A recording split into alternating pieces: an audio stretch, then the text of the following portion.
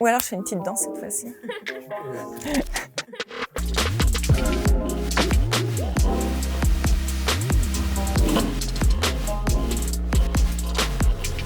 J'ai choisi la licence parce que c'est une filière assez générale pour quelqu'un qui veut poursuivre ses études après en master. Je me suis orientée au mois de décembre en licence tout simplement pour être autonome, ce genre de choses.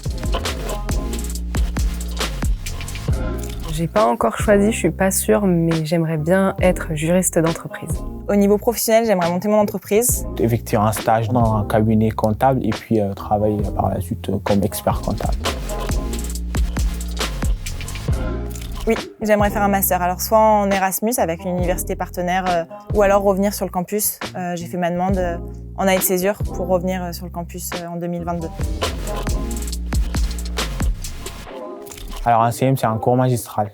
C'est un cours en amphithéâtre avec toute la promo.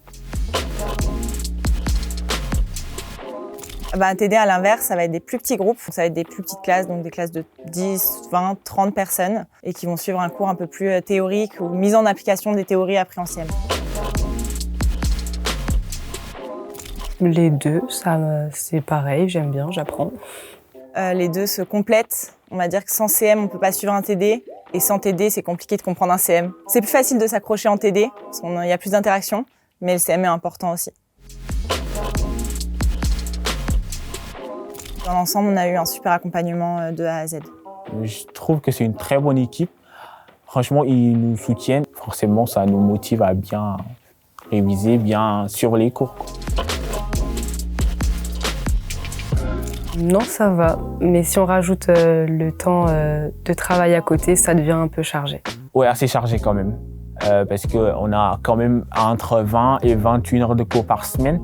Ajouter à cela les devoirs à faire à la maison que les profs ils nous donnent. Oui, c'est assez chargé, je trouve.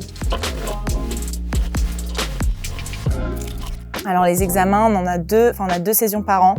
Une aux alentours du mois de décembre pour le premier semestre, une aux alentours du mois d'avril. Et ça dépend. On a fait des examens sur table, donc dans des grandes salles d'examen avant le Covid. Et là, depuis un an, c'est en distanciel devant nos ordinateurs. En première année, c'est pas obligatoire, mais c'est mieux d'en faire. Et après, oui, il faut faire des stages. Oui, on a des stages tous les ans depuis la L1. Donc c'était 3 jours en L1, une semaine en L2 et un mois en L3. D'y aller, de foncer et de pas hésiter. Foncez, venez en licence, surtout pour ceux qui veulent poursuivre un master.